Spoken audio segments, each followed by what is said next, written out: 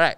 What's going on, guys? Welcome back to another podcast. And today we have a friends all the way from the other side of Malaysia, which is from Sabah.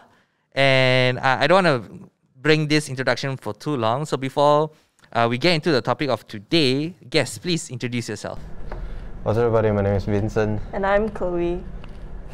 Yep. So we are from VC Estate, originally from Sabah, and we recently moved to Semenanjung here. Okay. And yeah, that was it. All right. So if you guys are watching this, right, they're like a bit like, trying to get, because it's our first time meeting as well. So it's a bit awkward kind of session, but let's try it. Let's try it. So later, before we dive into the main topic of the topic of the video today, right? Let's talk about a little bit of your background so people know who you are and what you do in terms of like your work and all that. So who wants to go first? Ladies first? All right. Ladies first.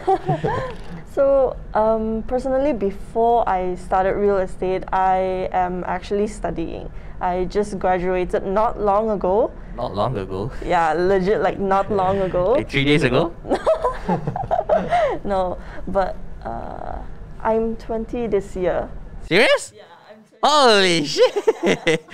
Okay. Which many people cannot tell because I'm in this industry. So yeah, I was studying before. Okay. I was gonna continue my studies in arts, interior design, but the pandemic strikes. So then I had to delay my studies. So I decided to join real estate since it's like related to interior design and property. But then when I started doing it, I actually kind of like it. So now I'm here in KL studying while working too. Oh, okay. What age do you start though? 18. 18. Wow. Yeah. 18. Like the benchmark is 18 years old, right? I joined at 18 years old. Wow. Did anybody persuade you to like enter, or you just like, okay lah, real estate agent? He joined first for 1 week. 1 week. 1 week? Only after that, I just told her lah. How good was the charama, man? Okay. So how about you? For me, myself, actually, I graduated from UK since 2019 November. So technically, I studied tourism and business management. Obviously, came back, you all know what happened lah. So all of the pandemic things happened, and then tourism, nothing else. So after that, I was previously a videographer, photographer as well. So I also do quite a bit of contents for corporates and also weddings and also commercial. But after that, I did join a bit of direct sell for fun, because at the time I'm like, I don't like to work for somebody else, right? So in my personal opinion, I'm like, oh, just try it out for half a year and it doesn't suit me. Yeah, sure, half a year. Yeah, like, okay, 6 months is like the gap for you to test water lah, so nothing to lose. So after that, I'm like, one of my friends introduced me into real estate. He was like saying, it's a commission-based kind of job. Yep. So you still depending on yourself, which is something I like, because I don't like getting basic pay yet. You don't get so much freedom in terms of doing what you want to do. So at the time I was like, yeah, just might as well just try it, because I have zero background in real estate actually. But at that moment I was like, real estate is quite an interesting industry to be in, especially I'm really looking forward to invest in property as well. And I've been listening quite a lot of stuff about property as well, that people make you not rich but wealthy. So I was like, might as well just join, learn something. Maybe it can bring me some tips and tricks that I can learn along the way.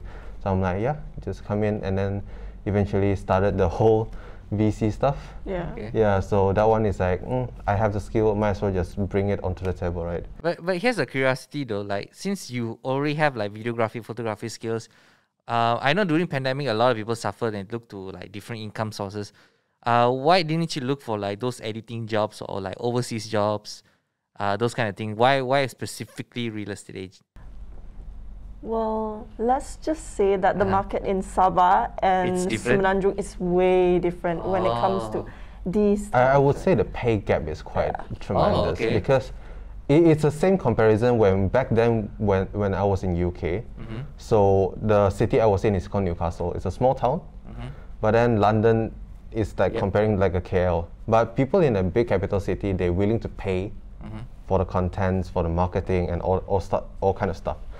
But in terms of like in KK, this kind of jobs is like, it's really, really hard because people say kamsap. Like they don't pay you. And then I actually heard one of my friend's client, he works as a graphic designer for a big corporate with 4 hotels. He only get 1,200 ringgit for the whole 4 contents creation of the 4 hotels. So it's a bit really ridiculous for us to hear and also understand why the creative industry is so not appreciated. Yeah, I thought we are suffering here. Shit. Oh, because we have another podcast that's for creatives only. And there's a topic we always talk about, like pricing wise and how the pay gap it is and how like bigger company take advantage of us.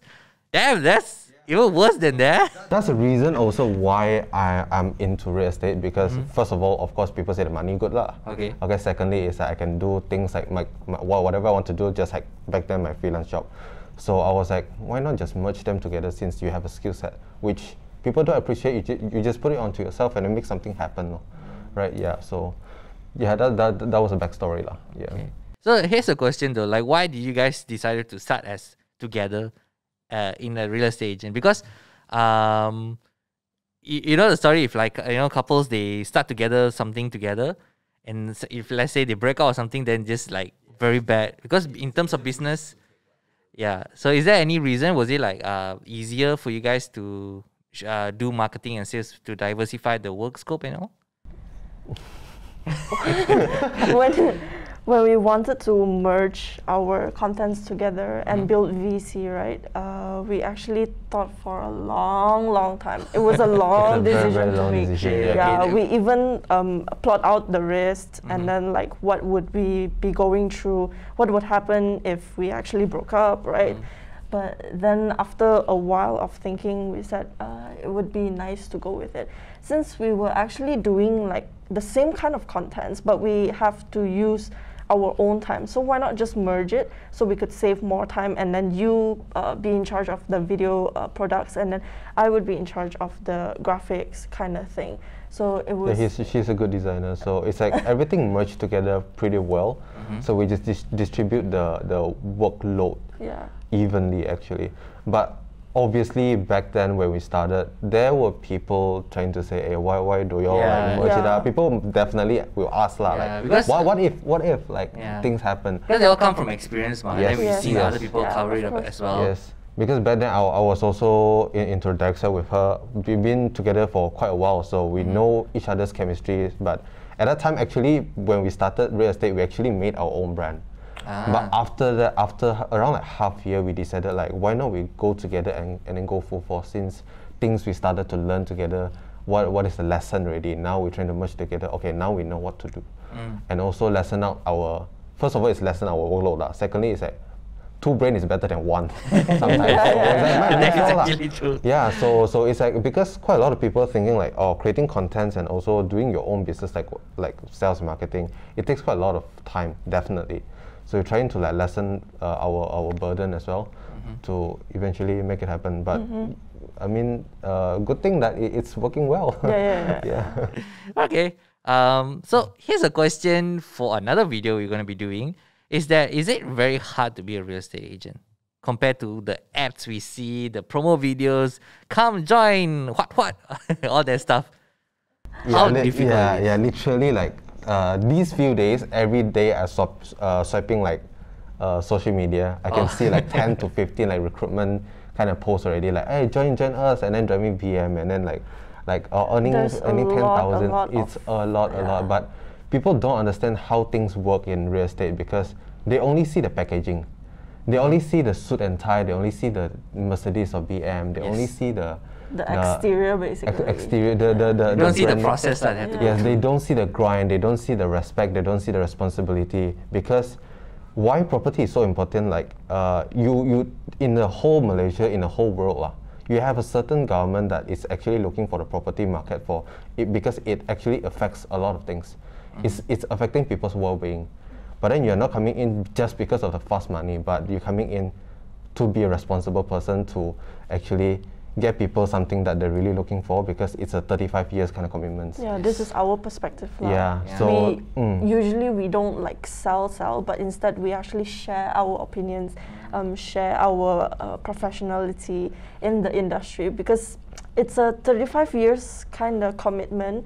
You can't just sell it like it's vegetable, you know. You don't just buy it, then you don't eat simply it. do that. Yeah. But you have it for 35 years. So it's a really, really life kind of experience to everyone. But is it hard though? Sorry to like. But is it hard to like to convince? Because I had never been to Sabah, and I'm not sure how Sabah market looks like. But is it very hard to convince people to buy properties there? You can't convince somebody that not even looking to buy, to be honest. You can't convince the unconvincible. Okay. Technically, but definitely for people that are actually looking for it, our job is actually narrow down their needs. That's a very, very important stuff, because not because of us, we are the property agent, real estate negotiator, we call it. But in terms of like people, sometimes they want to buy a house, but then they don't know what to buy. Yeah, Because things are everywhere. Yeah, let's just say we can't make our own decision when there's too many things around, right? Yeah. It's like you keep on thinking, do I want this or do I want this? Yeah. Yeah, but then we're trying to narrow down what the customer really wants. Of course, it's not an easy job, but the more you learn, definitely you can give the much better consultation for people around. So even I'm treating my client as to myself. If I'm selling this to myself, would I buy it? If I don't, I wouldn't actually even touch it, because it's a very bad habit that you're trying to seek for money instead of like seek for the trust between you and your clients, especially in this real estate industry. So for us, whether it is hard or not, I would say it is definitely hard. Yeah, not saying people that, make hey, it easy. yeah, People not, make it seem not like so what easy. you see from all of the recruitment posts, like, oh, come in, like earn Yeah, 10,000. It is no such thing, man. Yeah, they every day post like pictures, and then they post like this next to them, 10,000 ringgit earned within 3 months or something like that. Yeah, so something like that. Although the money looks surreal, like not because of like the only the money, it's because the property price is big, so the commission also a chunk. Yes. And by the way, right, you like those listening, right? When they say 10,000 or whatever 50,000, right, they only get the money after 1 year. The worst I've seen 1 year. The worst I've seen 1 year. Maybe like the shortest is 3 months. Yeah. Normal depends. procedure is a 1+3. Or is it different for every agency? Is it? Not agency, depending on the bank drawdown. The bank drawdown to the developer, then the developer can give you money. Also The developer didn't get the money, how they give you money, right? Also the developer themselves. Yeah. Yeah. So sometimes it's like half they give you first after you sign the agreement, then half is after the bank drawdown. Yeah, around like 3 months. So it kind of So- depends too. So it's not every single time you say, oh, I did it, I closed the deal, then you get the money. No, you still have to run all of the loan. People don't understand the process of the whole buying process until you can actually get the money. We call it convert. You need to convert the sales, then you get the money. So it takes a bit of time to get all of the document. You need to really understand how banks work, how law firm works, how your client wants everything, to merge it up together, make it happen. Then but you get the money. And then of course not like, oh, you sign everything, you're waiting for get the money like within 1 week sometimes. It actually definitely gonna wait for like 1 to 3 months. But How long was it like for you guys? Like the longest period you get your commissions? for you, I think about the longest one. 7 months. Yeah, 7 Wow, months. 7 months. That's the 7 longest months. one. Yeah. Yeah, but the quickest one I would say around like 7 to 10 days.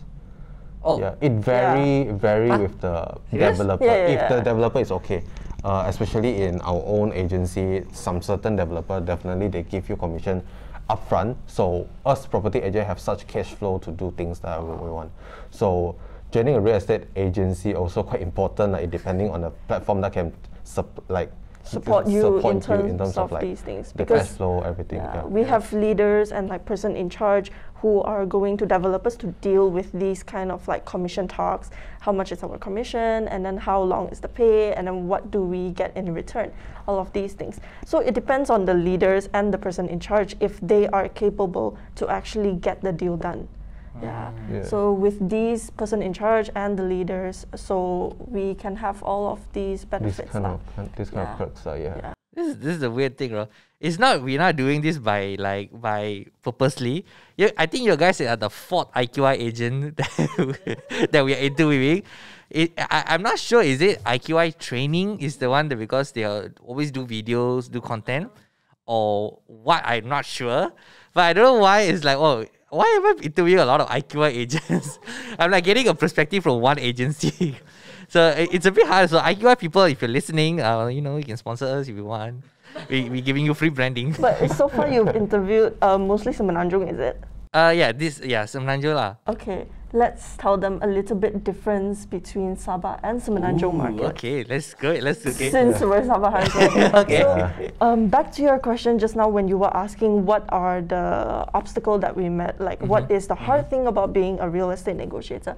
The difference between Semenanjung and Sabah, I would say, is the market behavior. The buying behavior is way different. The buying behavior is very, very different because we've met so many Semenanjung agents. We talked to a lot of Semenanjung agents, and then they were saying like, "Oh, you just sell it like that, lah. Just sell it like that." But the thing is, if we use the same tactic at Sabah, it doesn't work at all because people in Sabah are too chill. Huh? Too chill and too different. Okay, I'm not being biased or anything. I have a lot of Sabahan friends. When they all migrate to KL, right, they all say the same thing. Bro, you know what? I cannot tahan Sabah already, man. They are too chill, you know. People move out from Sabah because they don't want chill. That's the thing. Yeah. That's the thing. But Sabah, if you search it online, Kota Kinabalu is one of the chillest place across the globe. It's like the top 10 department city. For sure, if you go there, 3 to 4 o'clock, we go drink money minimum already. Huh? Yeah, seriously. If you go Sarawak, they minimum from 2.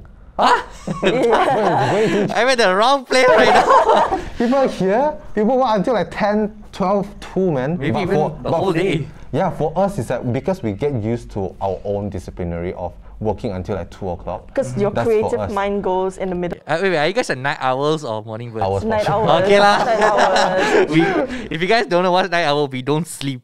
When we wake, we are vampires. It's not. I don't know why. Every time when you force yourself to do something in front of the laptop, you just like.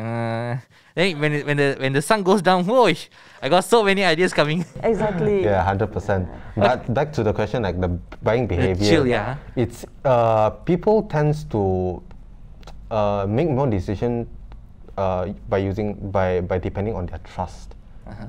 More than KL. KL is like they can go everywhere, find a random property agent they can buy already. Because it's very, very competitive. I think because of the competitiveness in KL comparing to Sabah. Sabah, the buyer there, people always say Sabahan, a lot of rich people, for sure. Even one couple like deal of the year is at 20, 30, 40 million, 50 million deals. That happened in Sabah, not Semenanjung. That's a thing. Rich people is really, really rich. But majority of the people there is very chill and they're very, very defensive. So it's not easy to even close one single deal. Like what people say, okay, you can close deal next week. Of course, some people is like they're very, very pro, they can lah. But then for most of the people, if they're trying hard, but the market they don't give you such easy access to like what Semenanjung has, and also developers, not quality, but then the infrastructure wise is not as compiled.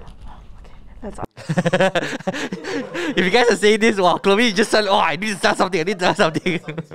Okay, come, Chloe. Have you ever been to a showroom here? Yeah. Like a sales gallery? Yeah. Do you feel wow every time you enter in? Oh shit, yes. Here, almost every single development, there must be a showroom. Yeah. In Sabah? Nope. We have one paper and one office and a scale model, that's it. Let's just that's say the worst case scenario. Out of 10 property. That's the worst? Out of 10 property under development, right? There's only 1 or 2 that has showroom, about 5 or 6 that has a scale model. Not every developer built a showroom. Then how you guys, market?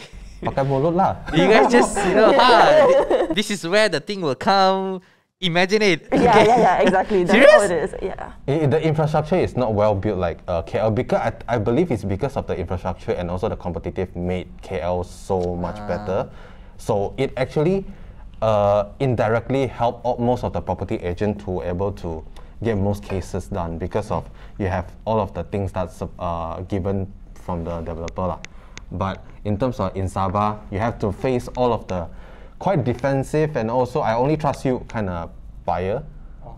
And secondly is the infrastructure is not enough. I would personally say after coming to KL. Coming to KL is like, it's totally different now. Like wow, you have one single development, you have 3 showrooms. And there you don't even have a showroom somehow. You only can use the damn paper, sit down and then you write everything down. Seriously? You guys even draw it out? Like okay, this is the layout draw square feet. but then it's like you explain everything on paper somehow back then our leader is like no, not even table. Just go, you draw show, maybe like one table, not even chair, no TV, no brochure. So and then all just you have is your iPad or a piece of paper. That's it, and then they even close 100 more units. Now, how do you guys advertise it though? It's the material. The material is all definitely given by the developer lah. Not given material at all lah. But then like the physical infrastructure is not well built comparing to KL. Okay. So there is such thing. Of course, there are still certain developers still doing pretty well. I would say, but not all. If you put it into comparison lah. Yeah. And then definitely the buying behavior is way different. If some people is like, easy one. To be honest, we keep on discussing this kind. If you put one really good property agent to go Sabah kan, for the first 3 to 6 months, they sure GG one. Damn!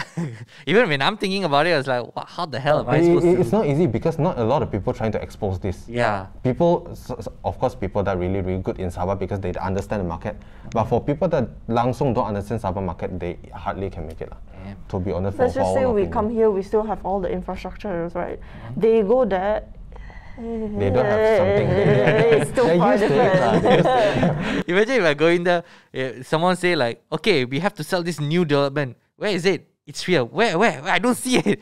I was like, wow, this is so confusing because we do marketing as ourselves as well because we visualize the thing. How do we market depending on the sales gallery and all. In terms of you guys shoot videos as well. And like that's why I'm thinking like how the hell are you guys gonna market this thing out? Exactly. That's the hardest thing for us is that how do we market something that is not even exist because it's not built, it's not completed yet.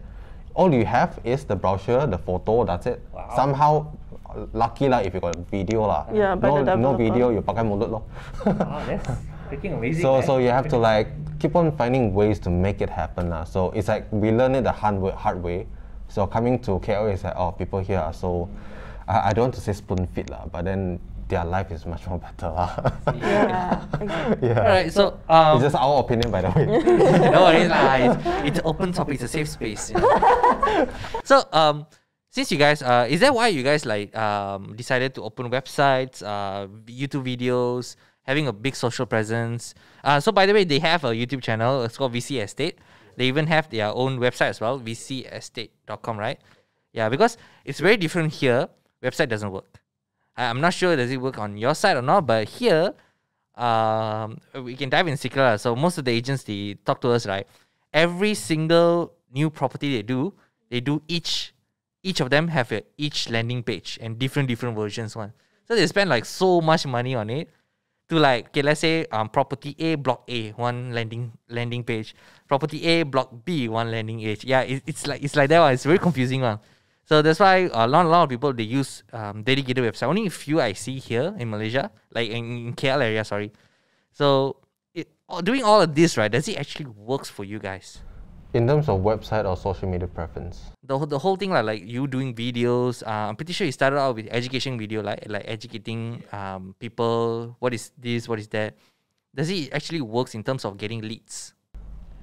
Okay, in short, yes. Okay. But in long, for website, let's talk about website first. Okay. Like what you say, website it doesn't work, but landing page somewhat works because it's towards marketing. Yes. But the website is towards branding. It's like a name card. People go and search you up, you can find what we have there. So it doesn't mean that branding is there for generating all of the leads that actively. It's a passive kind of thing. So we put it there for that purpose, not because we use that for generating stuff, but of course we're also using the same domain to creating landing page to do different kind of things. So that's another thing of marketing. But in terms of like social media preference, I would say personally, because I do a lot of video contents kind of stuff, I know the importance of this and I understand back then, because I started as a photographer first. but after 1 year, I do realize that the world is slowly changing to video form because of back then, like no Wi-Fi to got Wi-Fi, and then you got 3G. The buffering period. The buffering period, Kiko, something like that, and then after that. No, that one not our period lah. That's my period. Back then, you need to connect Kiko for like 1 to 2 minutes, but you can use. Yeah, so Chloe is just like, what is Kiko? But after like until 3G came out and then 4G came out, 3G is like it's easier for you to load words and then photo. After that is video. After like, of course, us doing video, we know Casey Neistat for sure. I get highly inspired by him, so I started daily vlogging for 34 days. Straight, no, legit, like every single day I edit for 4 days. 34 days, every night 4 hours for editing to train my editing, flow, everything. That's where I started understanding how important is video storytelling, because it can actually not one-to-one anymore. I can use a video to tell something to many people, instead of using one single photo or just wordings, like maybe like a page of wording. Some people is like not a type of person that read blogs, like myself. I don't read blogs. I watch video in 1.5 or 2 times speed. That's myself. So that's how I consuming, because a lot of people consuming things differently. Especially nowadays, we treat YouTube as a search engine instead of a social media kind of thing. So people always mistaken that why people use YouTube and also Facebook the same way. It doesn't work that way. Yeah, because in terms of doing business kind of things, if you in a business standpoint, Facebook, Instagram, you got Snapchat, you got TikTok, all of that stuff, is mostly for consuming. YouTube is mainly for searching it out, learning stuff. Exactly. That's the reason why we started, like, why not we starting to share what we learn. We want to document, like, of course, you know Gary Vee, he always say, document your journey more than you create, because you create, you always need to find new things to create. Yes. You document, you're recording your life, people can see transparently, people know you're genuine. We're trying to put that out, and also trying to educate in terms of like making a blog kind of things, make it into a video form, so people can consume different way, just like for people like me. So it's like a easier way for people to access nowadays to learn what is property and trying to expose what happened in the property industry, because a lot of people get scammed because they are not educated enough, especially people that is really they don't even give a shit about property until they want to buy house. Last house they get scammed. That's true. So it's like for our opinion is that we don't want people to get scammed, whether you get random salesperson or property agent that they're not responsible, they simply want to sell you. We're trying to expose stuff there for people to understand how things works. Yeah. So you can make your own smart decision. So that's our main goal initially lah. So how we started everything like this. Yeah, I mean, like, school don't teach you real estate. They don't teach you how to pay bills. They don't teach you how to buy real estate. They don't teach you how to invest. All of these things. They don't teach you how to pay tax. Yeah. So which is really sad. Yeah, they teach you different stuff. So back to your question.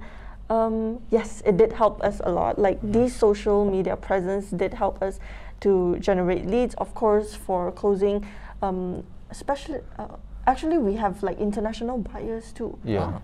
There are other country people from where again? Actually, from Singapore, from Hong Kong, from different kind of country. Actually, people asking us for our opinion in terms of like looking for Malaysia property market and also the comparison lah. Yeah. So you get some sort of like discussion and also some new information from other people that you can talk with. Yeah. So it's a very good experience actually. Our social media also got us some recruitments, people who are interested in joining real estate. Yeah, so with us too. Oh damn! Yeah, that's quite interesting though. Like, we got like international clients just by creating content. Yeah. Recently, some few of our teammates that we recruited, we asked them like, how did you find us? Your YouTube lor? Yeah, your YouTube. That is ironic, by the way, because I found them from YouTube. like legit. The way I found you guys, usually night owl ma.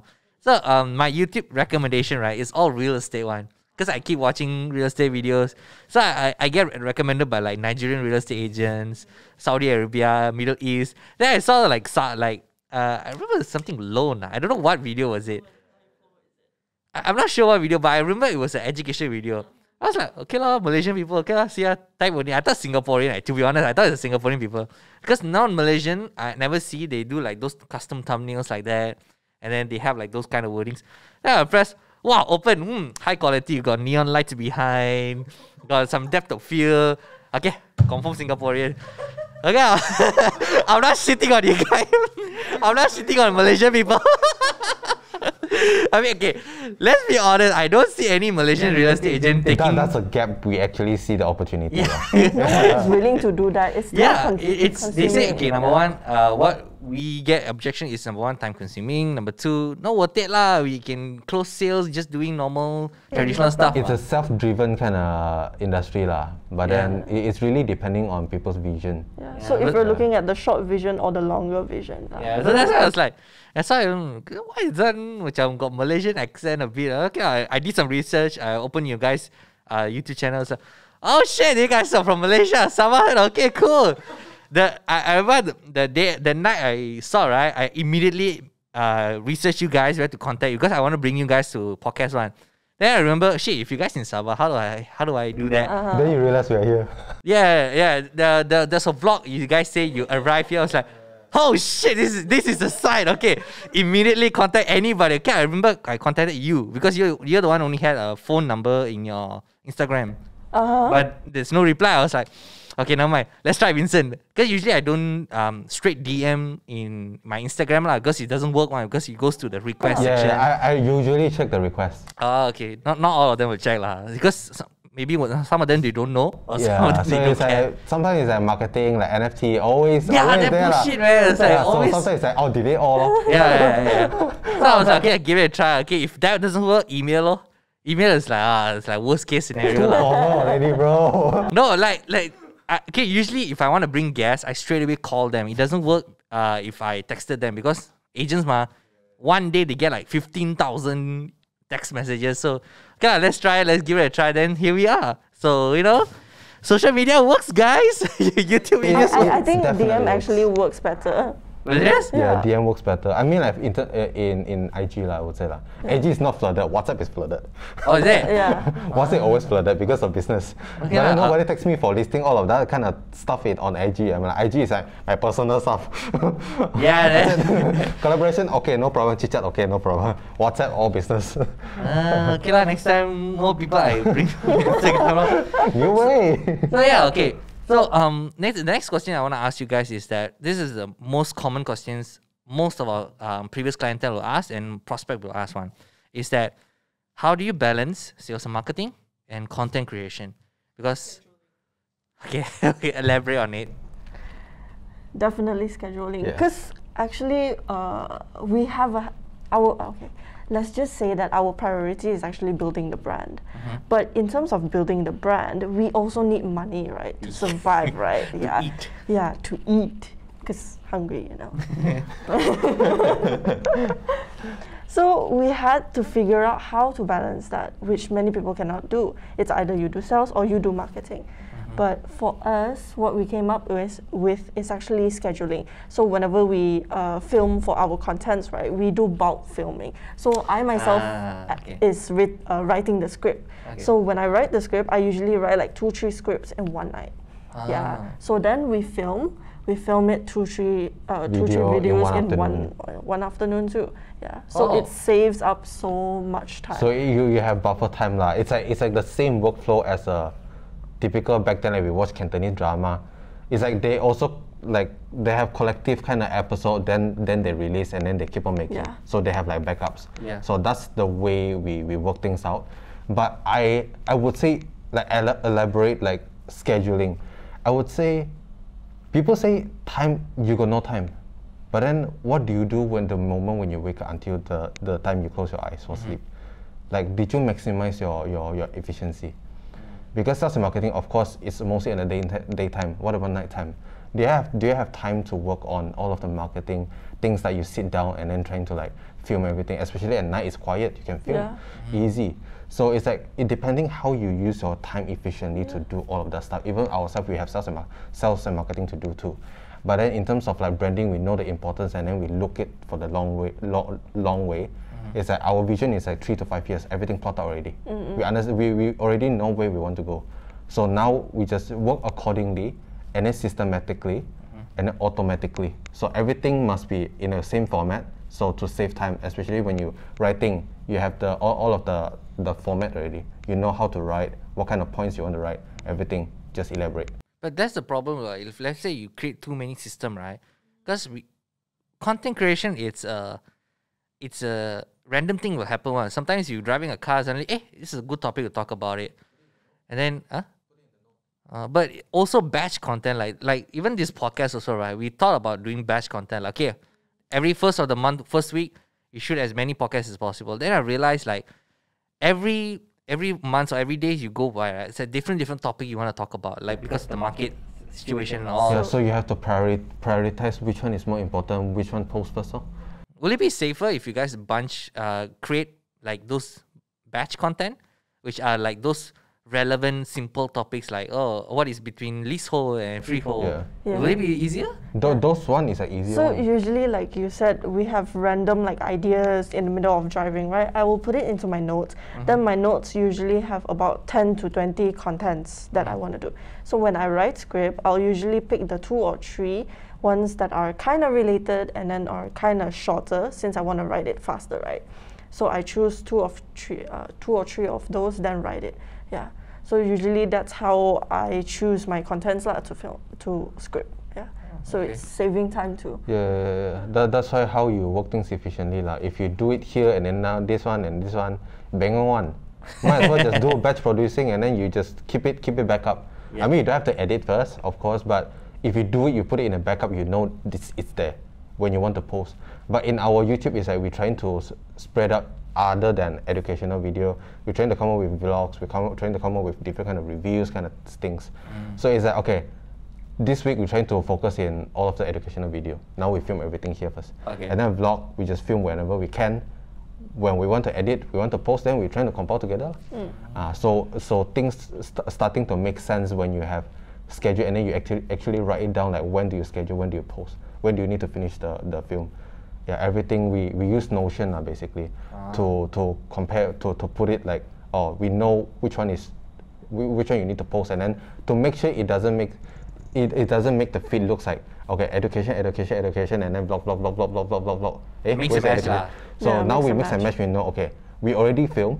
Now it's my turn to trying to adjust which one my viewers should watch first, so it makes sense. So it watch like an episode.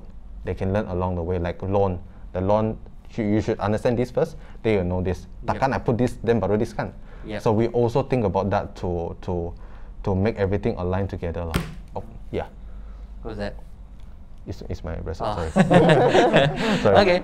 So do you guys like have accountability program, like, because when you guys say this, is very easy to say, like, you put a schedule you do this, but when you're doing it alone, it's very hard, especially when like you have a very low discipline or like no accountability partners or something. Do you guys keep each other as accountability?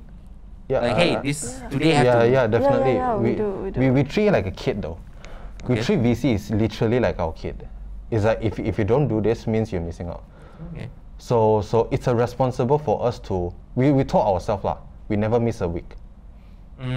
That's a commitment. That's the easiest way to do, is tell yourself you need to do once a week. That's it. Okay. Whatever video it is, once a week. Because it trains your brain that, okay, you need to finish that first. Because take it as a practice in terms of like commission-based job, or you are an entrepreneur.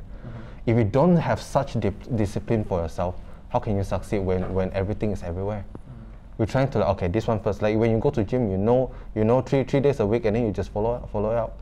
So that you know what you need to do. It became a habit when you're starting one first. You don't go like, okay, I want to post 5 videos a week. When you're starting to execute, you know the burden already. Yeah, like he says, use your time efficiently because some people is like working for one whole day, right? But then they get nothing done. Yeah, why not you just use one day? Yeah. You use one day to finish up one thing, then you get one thing done. So you feel like you actually did something. Yeah. Okay. Yeah. So we are coming to the end of the podcast. Hopefully you guys listening to this got some relevance from the topic of social media and marketing and all. But when it comes to, okay, here's another objection question we will ask is that, yeah, Vince, you always do video do shoot this and that, but what the hell am I supposed to shoot, man? I don't know what to shoot. Vlog lah. I'm very camera shy. I don't know what to do. Talk about topic. I don't know what topic I'm supposed to talk about. So can you guys share us with us and the audience? What are the content topics that a real estate agent can do, from the easiest to create to the most hardest? We each can take turns to say lah.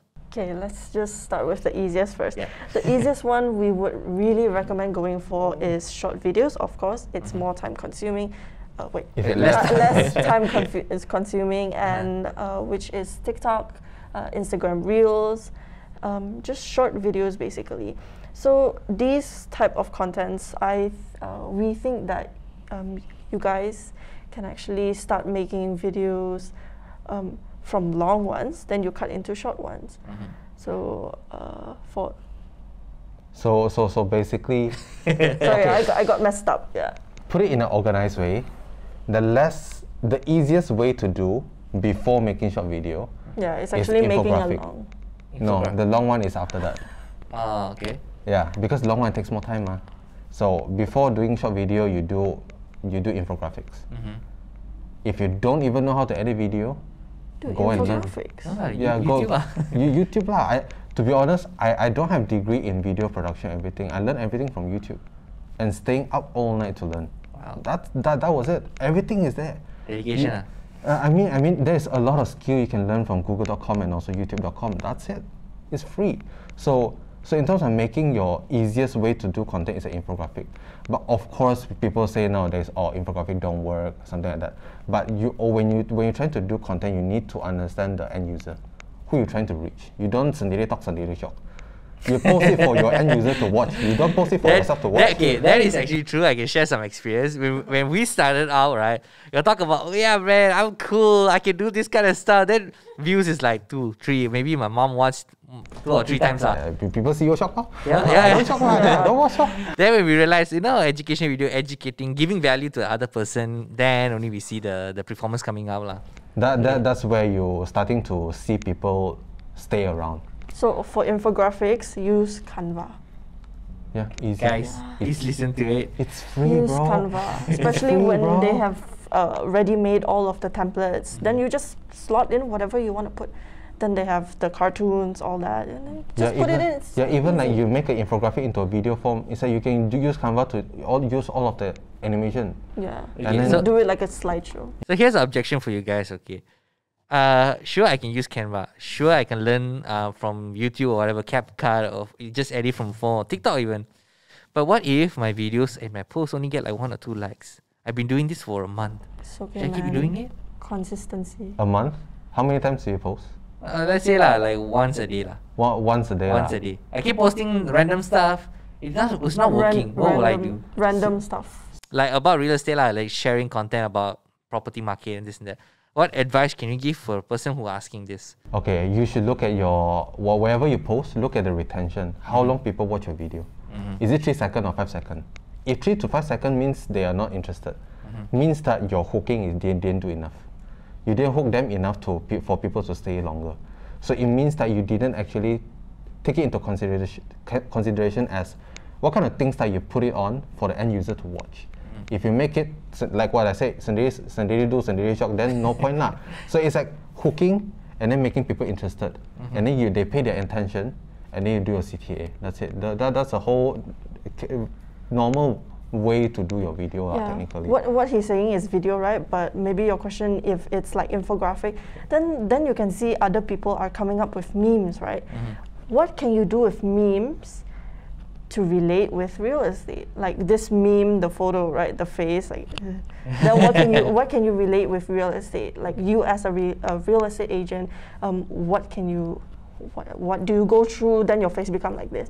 Yeah, those kind of contents. Because nowadays people want fun things. Yep. Yeah, fun things, especially when it's infographic. So when it's just a bunch of words, maybe sometimes people will just swipe through, right? Yep. But when it's a meme, people will stop and watch. Something to grab the attention lah. Yeah, like Yeah. he said, grab attention. And also, of course, you need to understand how the algorithm works. This is the hardest ever thing that people it think keeps on about. changing. It keeps on changing, so just go YouTube and search like the latest things that what happened to the algorithm. Every 2 and days, what gonna change. every 2 days they always change, but then not that you always have to go and look at the policy, of course. Yep. But other than you're posting every single day, but you have to understand what kind of content you're producing, where is the problem? Where is the problem? Then you find a solution for it. So like infographic, why some infographic memang they export themselves without ads? There must be a reason, because of the copywriting, because of the aesthetic of the poster. Only just an infographic can go viral than a single video. Yeah. People work sideways too. So it doesn't matter what kind of medium you post it up. It depending what kind of, not because of content, but it's all about the context. Yep. It's True. always all That about is the true. context.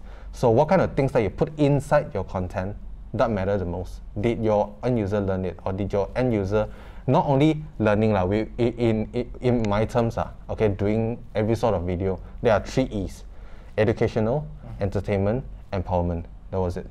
If you do real estate, if you do business, everything, you want to post any sort of stuff, go and look at YouTube, whatever content you're looking at, always fall into 3 of these.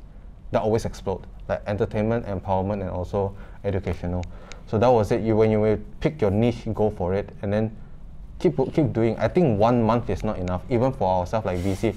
We posted first month okay, every week also 1 video, and then we started like, okay, let's do 2 video, and then we starting to see people slowly picking up. You don't want people come here. You don't want the views only. You want people to stay Interact around. You want people to engage. You want people to stay around. That's the end goal. Doesn't mean that okay, you have 1 million views, it makes you a result. Because I recently came across a post from China. I think it's a kind of TikTok live or something lah. Okay, he got like 100K views plus. She's trying to sell something. She got a ton of views, but then she's still rugi because 0 sales. It doesn't mean it doesn't matter how many views you have. It meant the most when your audience, your end user is actually staying around and then put the trust in you.